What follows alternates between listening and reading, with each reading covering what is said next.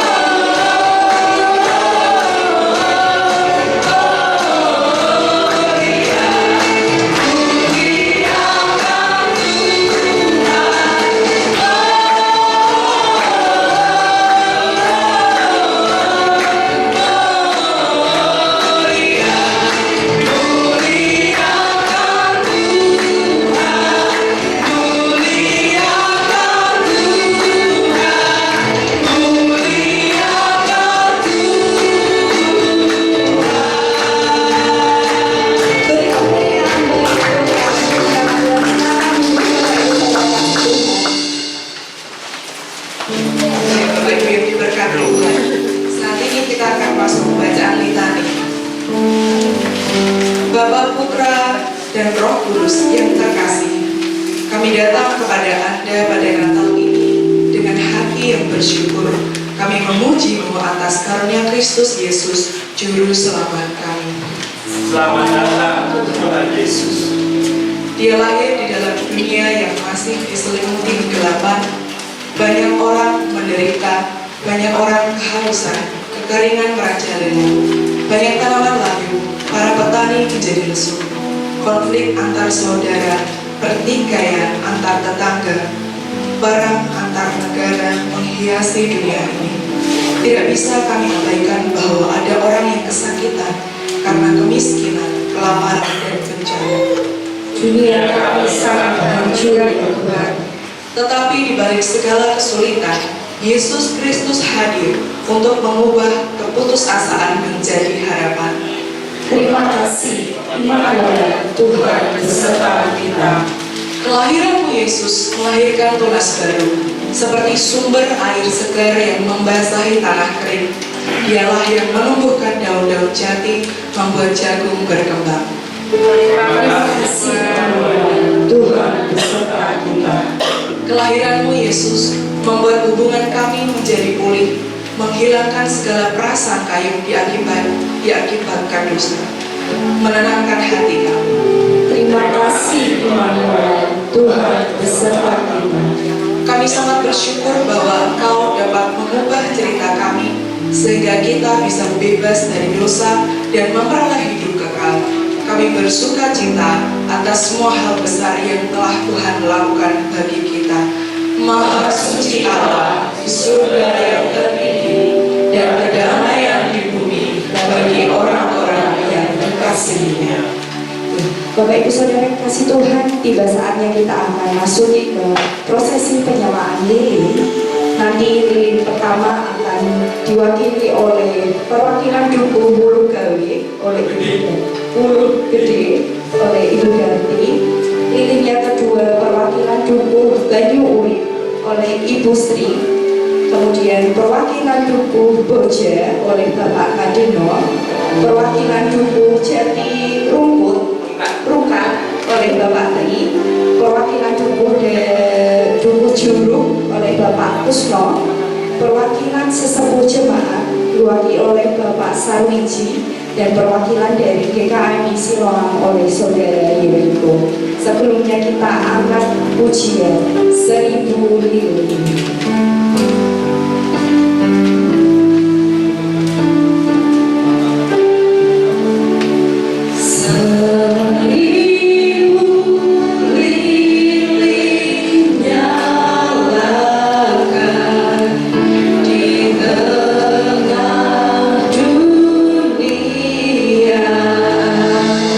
Dipersilakan oleh Ibu Darti maju ke depan.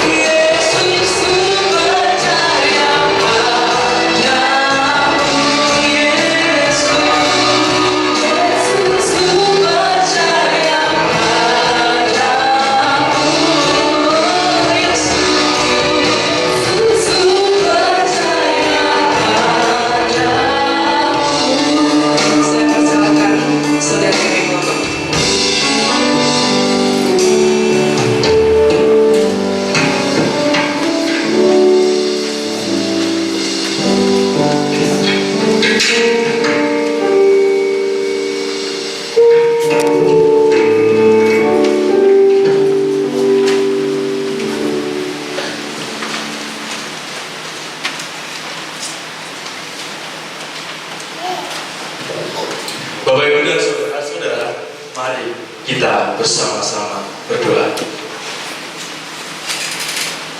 Tuhan, kami sangat bersyukur. Kami sangat bersukacita karena di antara kami saat ini, sekalipun kami membawa kerapuhan kami, membawa segala persoalan kami dapat bernyanyi dengan lepas. Kami dapat bernyanyi dengan penuh suara kami, Tuhan. Terima kasih. Kami bersama-sama di sini, Tuhan, bersekutu. Kami bersama-sama di sini bersukacita karena Engkau penyelamat kami, penyelamat tunggal kami telah hadir di dalam dunia ini. Kami sangat bersukacita karena kehadiran-Mu tidak hanya membawa harapan, tetapi membawa tebusan bagi kami semua. Kami yang selama ini didekang, dirantai oleh dosa. Dengan kehadiran-Mu, kami beroleh keselamatan kekal. Tuhan, kami sangat bersyukur karena pada siang hari ini kami juga akan bersama-sama membaca firman-Mu. Kami juga akan bersama-sama mendengarkan sabda kebenaran firman-Mu. Biarlah apa yang kami dengarkan bisa menguatkan hati kami yang rapuh, bisa menyegarkan hati kami yang selama ini mengalami kekeringan. Tetapi tidak untuk saat ini saja, Tuhan, tetapi hari-hari ke depan, biarlah kami juga beroleh sukacita. Tuhan Yesus, bersabdalah bagi kami semua, bersabdalah bagi kami satu persatu semua, ya Tuhan. Tidak hanya dengan melalui mulut hamba ini, tetapi di dalam kehidupan kami masing-masing. Terima kasih ya Bapa, sukacita surga biarlah mengalir bagi kami semua di sini. Di dalam nama Tuhan Yesus Kristus, kami telah berdoa. Amin. Selamat siang, Shalom. Shalom. Ada sukacita di sini? Amin. Puji Tuhan. Bapak, Ibu, dan saudara-saudara, mari kita bersama-sama buka Alkitab kita. Kita buka Injil Lukas.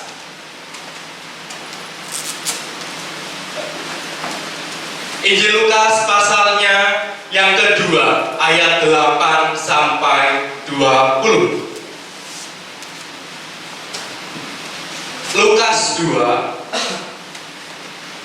ayat 8 sampai 20. Saya memohon bagi yang berusia 20 tahun ke bawah, mohon maju. Yang berusia 20 tahun ke bawah, mohon maju. Mas Eta, gak usah deh kayaknya ya. Silakan maju yang berusia 20 tahun ke bawah. Silakan. Gak usah malu-malu daripada tak tuntun. Ayo, Pak Tri. Ya, belum 20 tahun ya Pak ya. Ya.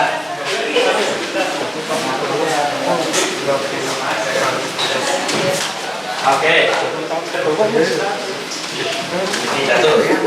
Hanya ini yang berusia 20 tahun ke bawah. Ayo yang sudah bisa baca. Ayo Ricci, Peli, Stefani. Ayo. Ayo. Maju ayo. Cepat. Belum bisa baca ya. Sini, di sini sampingnya Mas Niko.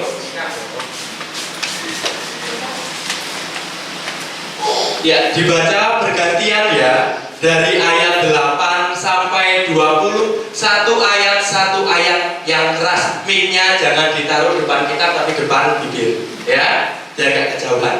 Silakan, judulnya saya akan bacakan gembalanya, saya akan bacakan perikopnya. Lukas 2 ayat 8 sampai 20 dengan judul Gembala-Gembala.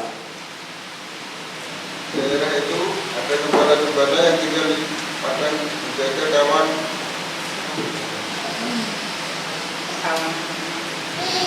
Di daerah itu ada gembala-gembala yang tinggal di padang menjaga kawanan ternak mereka pada waktu malam.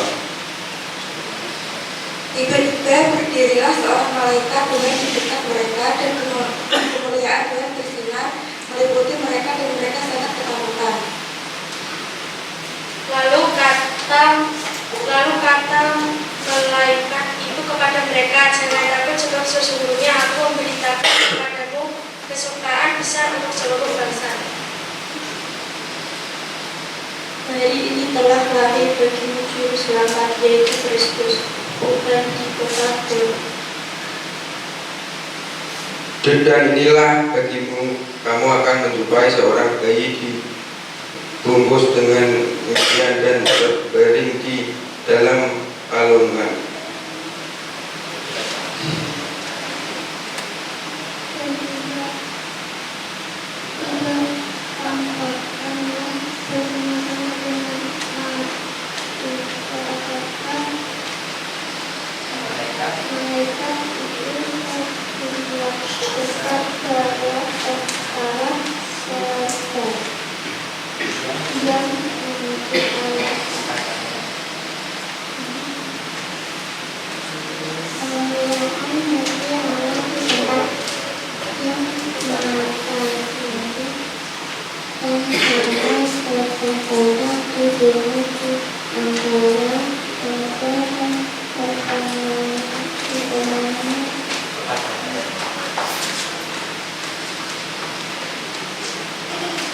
Setelah malaikat-malaikat itu meninggalkan mereka dan kembali ke surga, kembali itu berkata, seorang kau, kata yang lain, marilah kita pergi ke Yerusalem untuk melihat apa yang terjadi di sana seperti yang diberitahukan Tuhan kepada kita.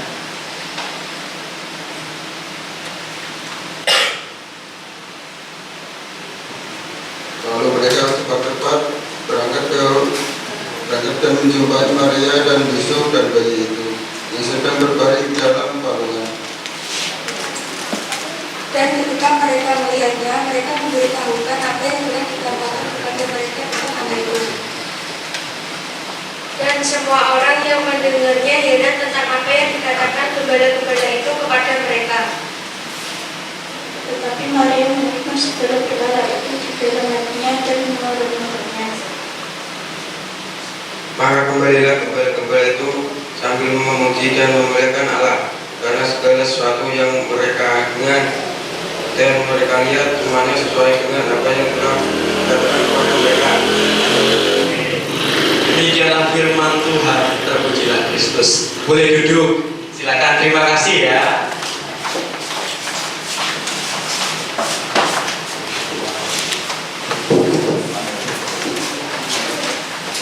Ya, Bapak Ibu, inilah firman yang sampai kepada kita, dan yang di depan itu adalah generasi depan kita semua. Sekali lagi, Shalom. Bagaimana kabar hari ini? Siapa yang sedih hari ini? Mbak Rani sedih ya, karena perjalanannya cukup jauh ya Mbak Rani ya. Selamat datang juga untuk teman-teman dari Salatiga yang baru pertama kali ke sini ya. Kak Vivit ya. Oh, 2 kali Pak keren ya. Terima kasih atas setiap pelayannya. Kak Dea juga ya. Terima kasih juga atas kehadirannya dan pelayanannya. Bapak Ibu dan saudara-saudara, berbicara tentang kelahiran Tuhan, itu kita berbicara sebenarnya tentang sesuatu hal yang sederhana. Kalau kita zaman sekarang ya, saat ini tuh kalau ada orang yang mau lahiran itu pasti sudah repot. Nggih napa nggih? Nanti kalau lahiran di mana? Ya. Terus kalau kemudian setelah lahiran mau nyiapke apa? Burung mitoni, burung 40 hari apa lupa saya istilahnya 40 hari itu selapanan ya, belum kemudian 100 hari apa Bu? Pasaran dan sebagainya ya. Di dalam adat kita kelahiran itu nggak pernah murah, apalagi sekarang berbicara tentang kelahiran di rumah sakit, ongkosnya juga besar. Tetapi kalau kita melihat di bacaan kita, kelahiran Yesus itu sebenarnya adalah kelahiran yang sangat sederhana. Saat kita membayangkan Tuhan Yesus lahir di rumah sakit yang besar, nyatanya dia hanya lahir di satu palungan yang kecil. Kita ngerti ya bagaimana Bapak Ibu? Saya nggak perlu bertanya bagaimana keadaan kandang domba. Saya langsung silakan disebutkan apa keadaan kandang kambing di rumahnya jenengan. 1, bau. 2, kotor. 3, apalagi? Banyak rumput. Kalau banyak rumput kena kulit pasti gatel. Bapak Ibu, 3 hal yang sering kita jumpai di rumah kita, itu aja kita males kadang kalau nginjak di situ, nggih napa nggih? Ayo, kita mau menginjak kandang yang rumputnya banyak aja kadang mikir-mikir mending nyari yang bersih. Tetapi Tuhan kita lahir di tempat seperti itu. Jangan membayangkan palungan waktu itu kering. Jangan juga membayangkan kandang domba waktu itu adalah kandang domba yang wangi lavender. Enggak. Wanginya ya wangi mbek. Bapak Ibu dan saudara-saudara, tidak ada yang istimewa di balik kelahiran Tuhan Yesus. Tidak ada sanak saudara yang datang saat kelahiran Tuhan Yesus. Berbeda sama dengan keluarga kita. Kalau kita mendengarkan, oh kuwi lho lahiran, biasanya kita rame-rame sambang sambil bawa bingkisan. Zaman Tuhan Yesus tidak ada. Memang waktu itu sepi. Karena apa? Karena ketika Kaisar Agustus pada waktu itu memanggil semua orang-orang Israel untuk pulang, itu semuanya langsung pada rame-rame. Contohnya seperti ini, ya. Suatu ketika saya menjadi raja di kerajaan Kerobokan. Ya. Kerajaan Kerobokan ini orangnya banyak, tapi podo mencar. Ada yang di Semarang, ya, ada yang di Lampung, ada yang di Kalimantan, ada yang di Bali, ada yang di Salatiga, dan berpencar di seluruh dunia. Suatu ketika saya jadi raja, saya memberikan suatu perintah. Setelah saya jadi raja, silahkan data semua orang Kerobokan, baik yang tinggal di Kerobokan maupun yang tinggal di luar Kerobokan, biar saya tahu orang-orangku. Ketika ada perintah seperti itu, maka Maria dan Yusuf pulang ke rumah leluhurnya. Di mana? Di Bet. Ketika perjalanan pulang, namanya juga zaman dahulu, nggak ada pesawat, nggak ada Air Asia, nggak ada Garuda, ya, nggak ada Gojek, nggak ada charteran mobil, yang ada cuma keledai dan unta. Mereka lah tunuk, dipikir dekat Anda, sangat jauh, dan melintasi padang gurun. Kita melintasi padang jati yang gelap saja, kadang mikir-mikir iku lewani kalau pakai lampu. Kalau nggak ada lampu mending turu neng omah, ono urusan penting mending turu, soalnya petang lampu nih orang iso. Pada waktu itu nggak ada lampu, satu-satunya cahaya hanyalah bintang. Mereka menyusuri perjalanan yang jauh dengan keledainya, karena mereka bukanlah orang kaya. Kalau orang kaya naiknya unta, kalau nggak punya naiknya keledai. Itu kondisi zaman dulu. Tunuk-tunuk berdua. Bayangkan suami istri, belum, pada waktu itu masih dalam proses baru saja pengantin muda. Suami istri muda berjalan jauh dengan kondisi perempuan hamil tua. Kita bayangkan, kadang aja ketika sudah hamil tua, ya, kita lewat gedung polo kantrok wegah, apalagi ini perjalanan yang jauh. Perjalanan jauh, Bapak Ibu. Kok yon dilalah sakjeke, ya, ketika datang di rumah saudaranya, omahe penuh. Ya iyalah, semua saudara dipanggil, orang-orang perantauan dipanggil. Akhirnya satu rumah yang penuh. Ketika rumah itu penuh, ya, maka Yusuf dan Maria nggak punya tempat untuk tidur dan istirahat. Ya. Wah, ketika Yeriko mengumumkan, ayo warga-wargaku Kerobokan harus didata. Ya, tiba-tiba keluarganya Bu Sri datang semua, tapi rumahnya Bu Sri penuh. Akhirnya kemudian saudaranya nggak dapat tempat tidur. Ketika nggak dapat tempat tidur itulah kemudian saudaranya Bu Sri yang jauh dari Semarang berjalan kaki hamil tua cuma dapat kandang domba. Dan ketika dapat di kandang domba itu ambune lebus lemur, tiba-tiba melahirkan Maria di situ. Dipikir enak Bapak Ibu kayak gitu, udah perjalanan jauh, nggak punya tempat istirahat, penak seperti itu Bapak Ibu. Oh saya baca habis dari kerobokan sampai gereja orang krekaran, wae loro kabeh boyo ya kalau dari kerobokan ya. Apalagi itu yang perjalanan jauh. Penak nggak Bapak Ibu saya tanya? Kok alon nih kayaknya pada nyaman perjalanan jauh ya? Enak enggak kayak ngono Bapak Ibu? Enggak kan? Dan di dalam kondisi seperti itu, Tuhan kita Yesus Kristus lahir di dunia. Lahir di dunia bukan tetangga yang datang, tapi siapa yang pertama kali datang?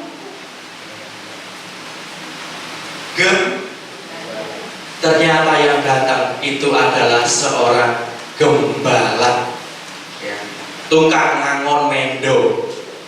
Ya. Ketika gembala itu datang, ya mereka nggak bawa apa-apa mau jenenge gembala. Mereka bukan orang kaya, mereka bukan orang mampu, bahkan mereka itu adalah orang-orang yang jarang ibadah. Tapi yang mau beribadah, mereka aja di padang. Mereka bagaimana mau beribadah? Lah dombanya kalau ditinggal sebentar sudah siap-siap diterkam oleh para predator. Jadi para gembala ini adalah orang yang diabaikan pada zaman dahulu oleh orang-orang Yahudi karena mereka satu tidak pernah hadir di dalam ritual keagamaan. Makanya gembala itu dianggap orang sepele. Jadi yang datang ketika kelahiran Tuhan Yesus itu pertama kali adalah orang-orang sepele. Lahir di tempat sepele, yang pertama kali datang juga orang-orang sepele. Tuhan kita Yesus Kristus datang ke dunia menyelamatkan kita, tidak dalam dunia yang benar-benar mewah. Dia lahir dalam suasana yang serba sederhana, serba kecil. Tetapi dari sesuatu yang kecil, hal yang penting terjadi. Bapak Ibu dan saudara-saudara, terkadang manusia itu kan meremehkan hal yang kecil. Mung watuk tok ora apa-apa, sok ya sembuh. Ternyata beberapa minggu kemudian tidak sembuh-sembuh. Halah wong padu karo adik entok ae jangke wae. Ternyata dari seringnya bertengkar dengan adiknya ketika dewasa tidak pernah berdamai. Halah mau ngaku jilih 100 tok ae apa pentingnya. Dari 100.000 ternyata memecah keluarga. Kita selalu meremehkan hal-hal yang kecil karena kita tidak pernah menganggap hal yang kecil itu penting. Mau gereja kayak gini kita imanku nggak bertumbuh. Siapa yang bilang di gereja yang seperti ini iman tidak bertumbuh? Kalau iman yang tidak bertumbuh, jangan menyalahkan gerejanya, jangan melihat gerejanya, jangan memandang siapa yang ada di depan, tapi pandanglah diri kita mencari apa. Jadi jangan pernah sesekali kita melihat sesuatu yang kecil itu tidak penting. Kita pasti hafal sedikit demi sedikit, lama-lama jadi dari sedikit hal yang kecil yang kita sepelekan, akhirnya menjadi bom waktu. Jadi pertengkaran kecil yang kita abaikan menjadi perpecahan yang besar. Kalau kita mau membiarkan seperti itu, bagaimana kita menjadi komunitas yang saling menggerakkan satu sama lain? Bagaimana kita bisa menjadi orang Kristen yang bisa membawa damai dalam kehidupan kita? Bapak Ibu tolong dihitung, yang sebelah kiri ada berapa? Sebelah kanan berarti kalau jenengan ya. Yang sini ada berapa? Yang sini ada berapa? Yang sini ada berapa? Yang sini ada berapa? Saya mau tanya ya. Ini kan kalau 4, 3, 2, 1, ada nggak yang bisa mengubah ini urutannya jadi 4, 3, 2, 1? Ada yang bisa? Jadi ini kan urutannya 4, 3, 2, 1 nggih. Coba dibalik jadi 4, 3, 2, 1. Ada yang bisa nggak? Oh, ada yang nggak ya? Jangan itu maju. Ayo kalau maju nanti dapat nanti ya.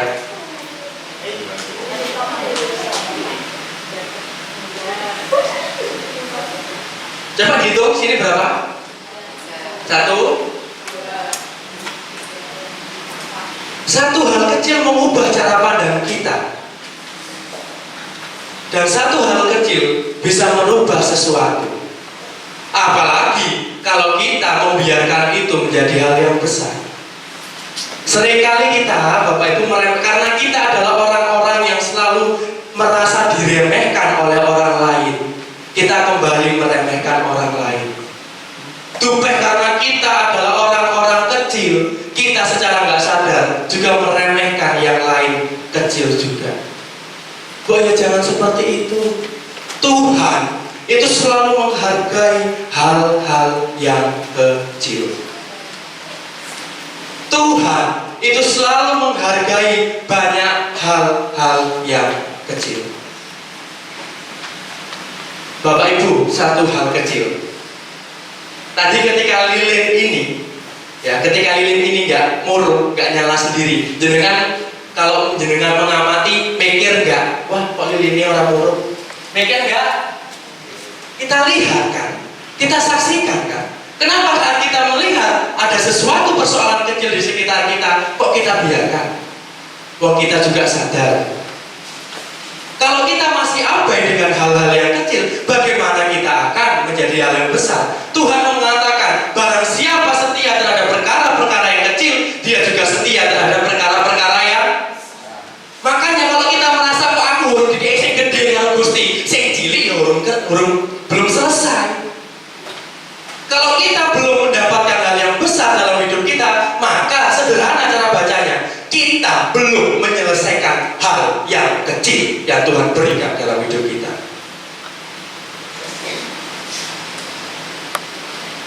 Bapak, Ibu, dan saudara-saudara, sampai kapan kita menjadi komunitas yang terus-menerus kecil seperti ini? Kita berduka. Kemarin nenek kita, Mbah Karti, dipanggil Tuhan. Beberapa waktu yang lalu, Bahtram dan sebagainya telah dipanggil Tuhan. Gereja kita, jemaatnya semakin berkurang. Sedang pada saat yang sama, kita hidupnya nggak berubah. Tetap boleh. Kalau saya baca sejarah, kalau saya dengarkan sejarah, kalau saya baca laporan, segini-gini toh. Apa ini tugasnya hanya sebatas tugasnya gembala? Apakah ini sebatas tugasnya Yeriko? Tugasnya Mas Ferry kala itu? Tugasnya Pak Markus kala itu? Tugasnya Pak Edi Swilopo kala itu? Dan orang-orang lain yang sini? Apakah iya? Tidak. Tugas kita semua. Dari kehidupan kita bertetangga, dari kehidupan kita saling menolong satu sama yang lain, dari kehidupan yang saling menopang satu sama lain, itu semua akan menjadi penguat dalam komunitas kita. Bapak, Ibu, dan saudara-saudara, saya mau bertanya kembali. Ada yang bawa korek lagi satu? Ini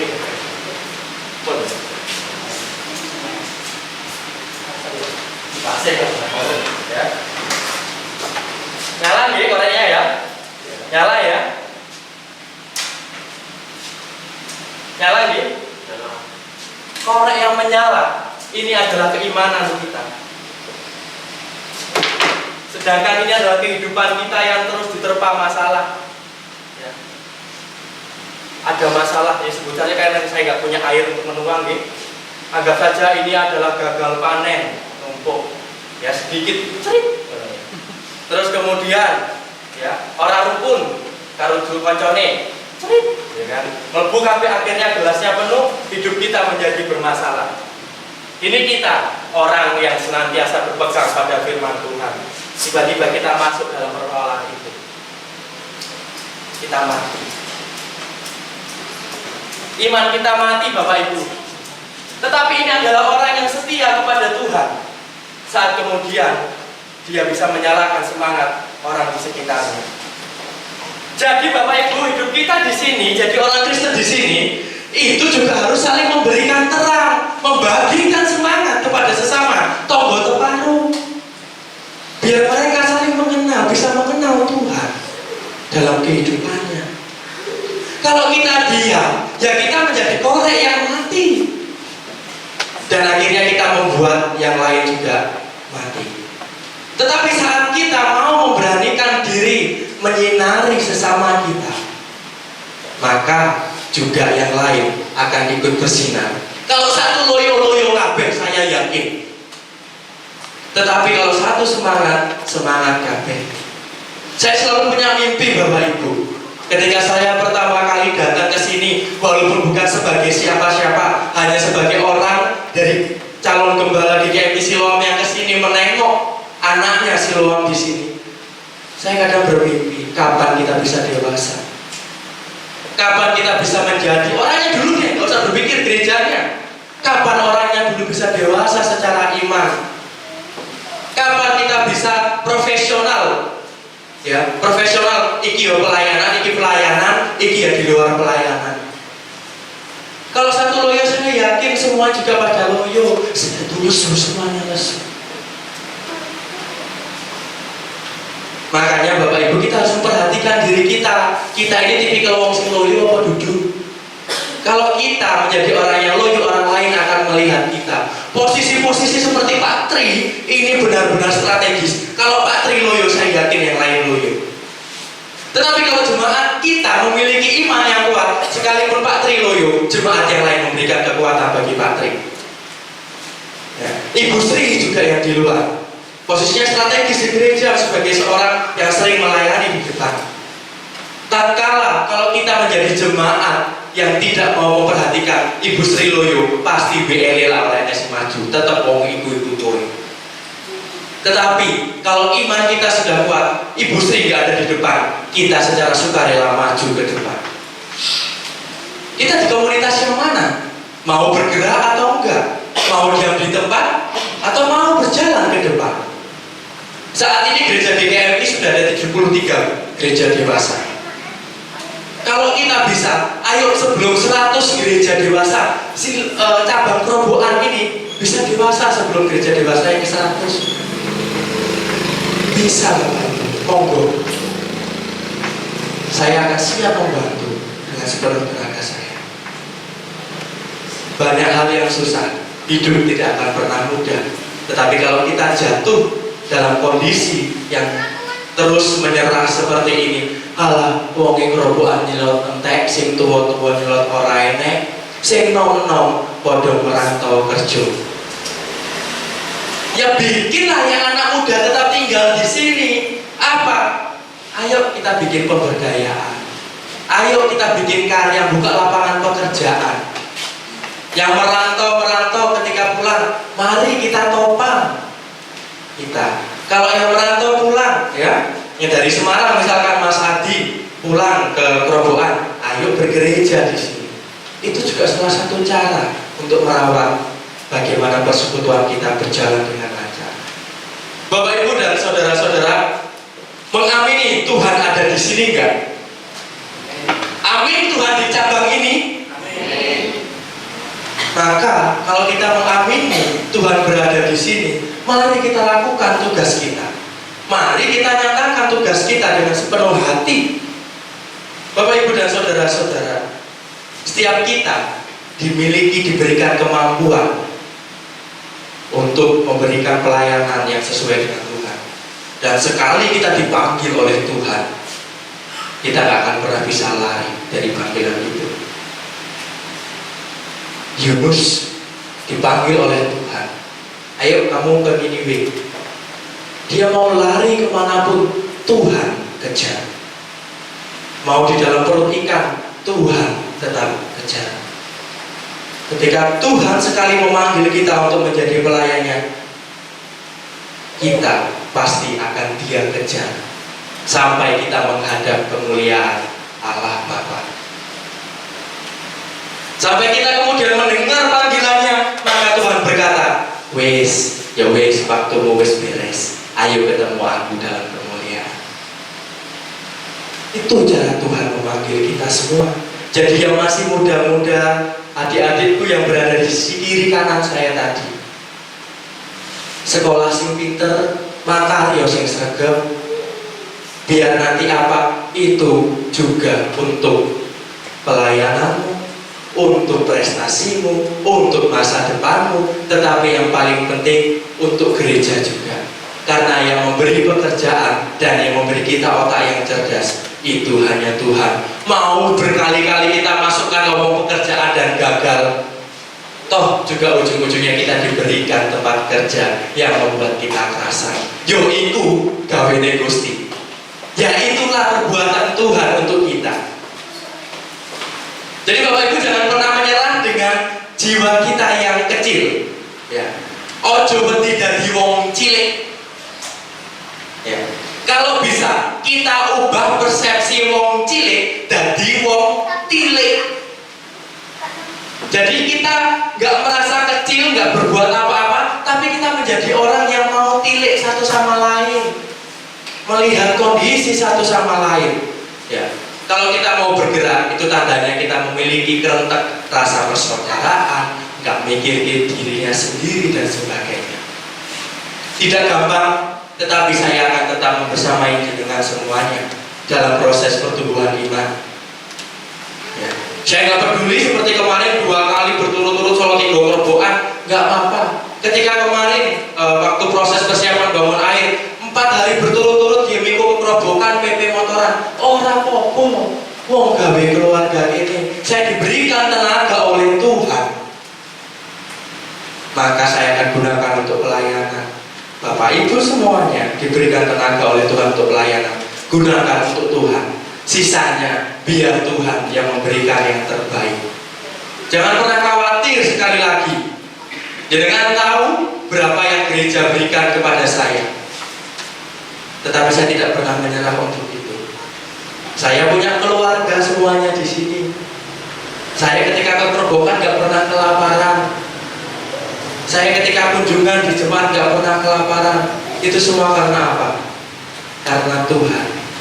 Saat orang mau memberikan diri kepada Tuhan, dia tidak akan pernah kelaparan. Masih jagungi orang kena udan 3 minggu, masih orang nemu ular jati, yo ora apa-apa. Selalu akan ada bantuan datang di saat yang tepat. Toh saya juga tidak akan pernah membisu ketika saya dengar, wah Mas Yemiko, ini keluarga ini kok yang ini, lagi kok ini. Yemiko itu orang tenang Bapak Ibu. Saya selalu mencari. Kalau saya menemukan, ya saya bawa ke sini. Kalau nggak menemukan, ya saya akan cari lagi.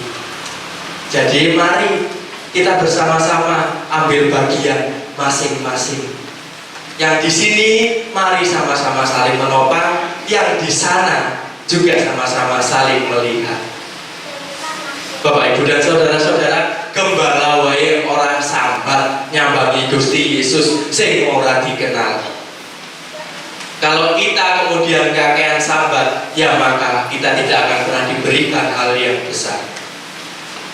Saya katakan, ya, sekali-sekali sambat toh, tapi dilubai, jangan dibutakan dengan kelelahan kita. Tapi ingatlah, apa yang kita perbuat pasti Tuhan lihat.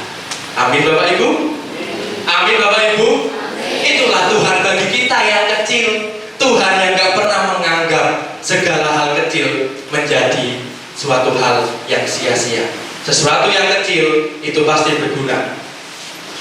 Tiba-tiba, contoh kecil lagi, kita kan bikin Siloam sama Kerobokan. Saya yakin mungkin ketika di Kerobokan ada 1 orang bermasalah, Siloam juga pasti geger.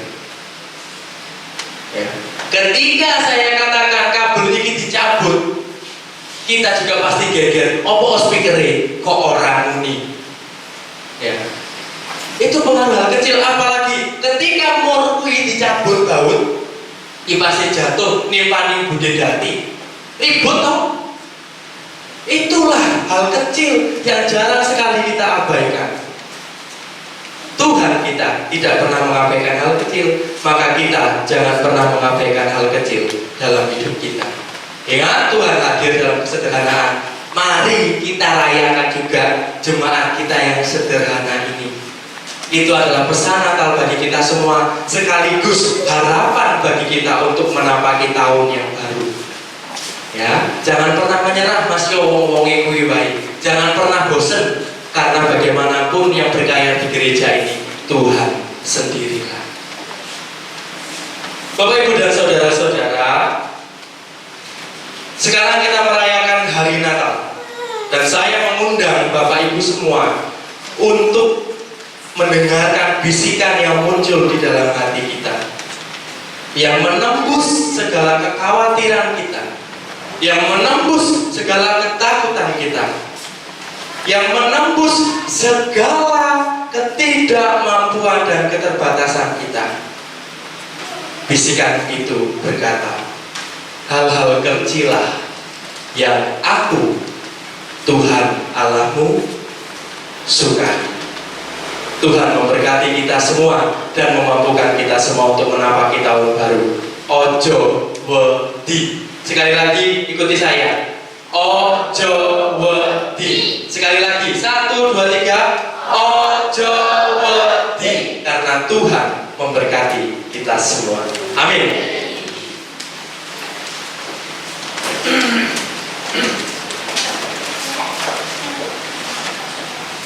Bapak Ibu Saudara kasih Tuhan, mari kita bersatu dalam doa.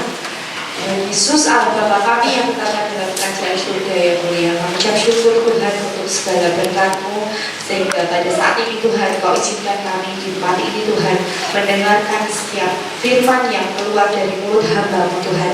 Kami mengucap syukur Tuhan karena penyertaan-Mu di tahun 2023 kami akan melewati juga Tuhan di tahun baru di tahun 2024 ini Tuhan, dengan tidak ada ketakutan di hidup kami Tuhan, karena kami punya Allah yang luar biasa, yaitu Engkau Tuhan.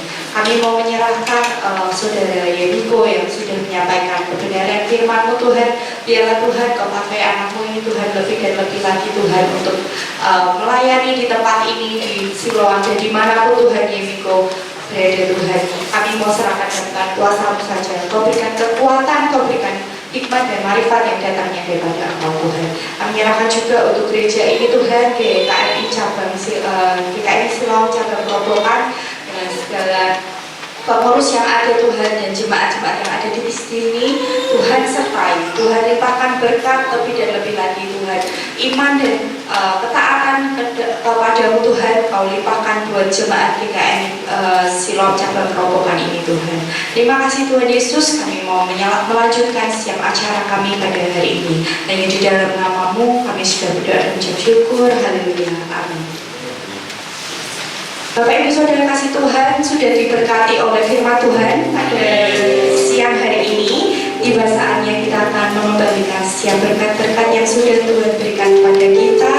Kita memberikan hak yang patut Tuhan terima. Kita akan berikan persembahan, petugas persembahan oleh Saudari Chris dan Dea. Silakan maju ke depan.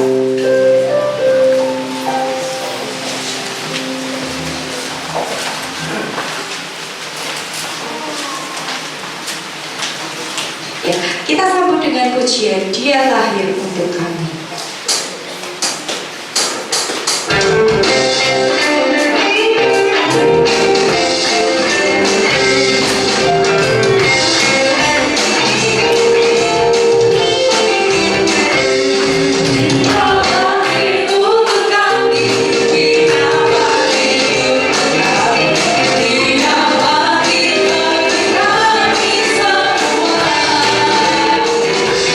Dia itu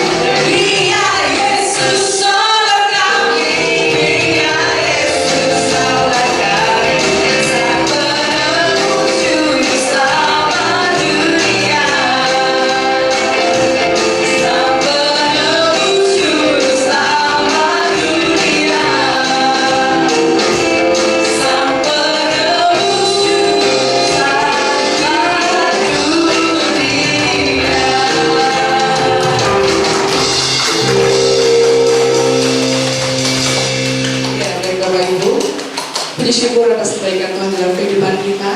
Kita telah sampai di penghujung ibadah perayaan Natal di GKMI Cabang Grobogan. Mungkin sebelumnya ada pengumuman dari pengurus yang mau disampaikan terlebih dulu, Pak Trik, silakan.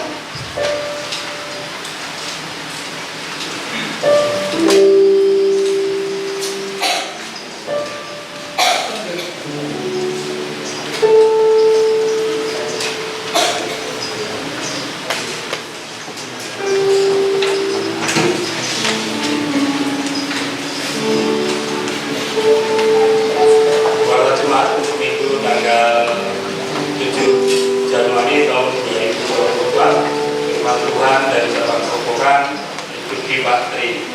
Demikian warta Jumat yang dapat saya sampaikan. Mohon perhatian.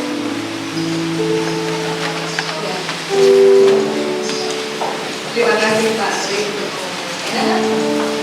Baik Bapak Ibu, kita akan terus tetap bersuka cita karena Juru Selamat kita telah lahir di dunia. Kita mau pulang dengan bawa berkat dan sukacita yang baru dari Tuhan. Mari kita bangkit berdiri. Kita akan naikkan pujian pamungkas kita. Hai siarkan di dulu. Mari kita sorak-sorai dengan pujian Tuhan. Kanalnya luar biasa.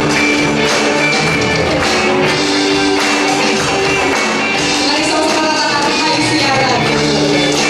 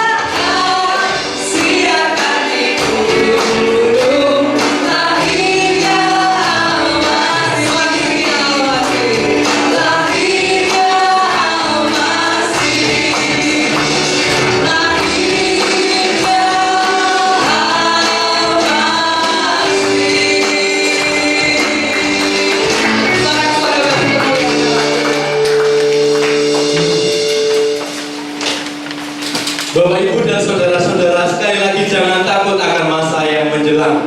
Kita tidak akan pernah sendiri kecuali kita yang memutuskan untuk hidup sendiri jauh dari orang yang lain. Tuhan tidak akan pernah membiarkan persekutuannya diam. Selalu bergerak dan yakinlah Tuhan menyertai kita. Kita berdoa terlebih dahulu lalu kita akan bersama-sama menerima berkat. Tuhan Allah Bapa kami, tolong sertai jemaat ini. Tuhan tolong berkati jemaat ini dengan segala kepenuhan.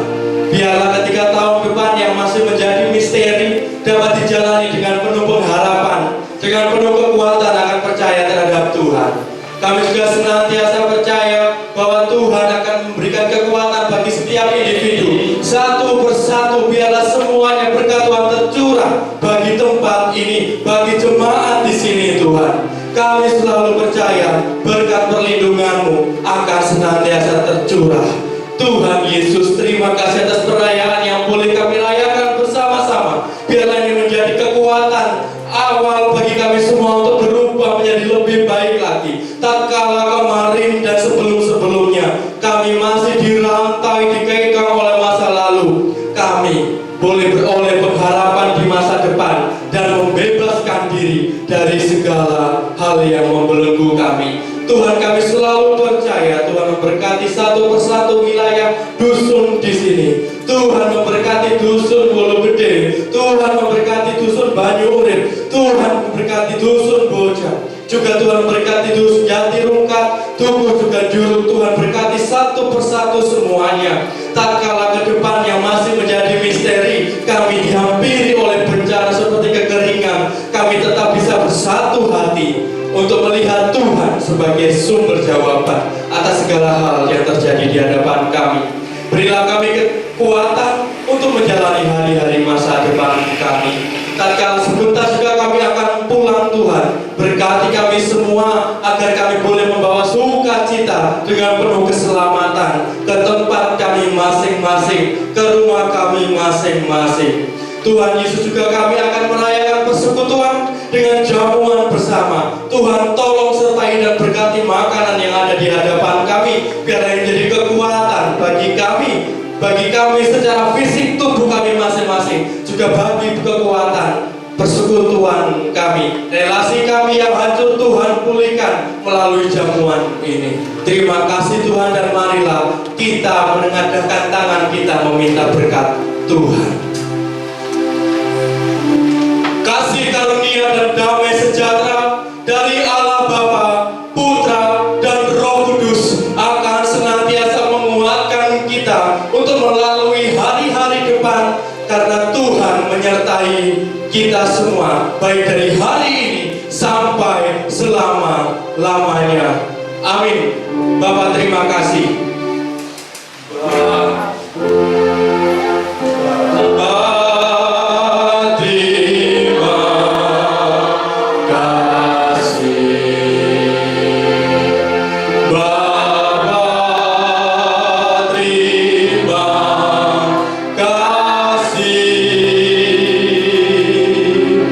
Bye.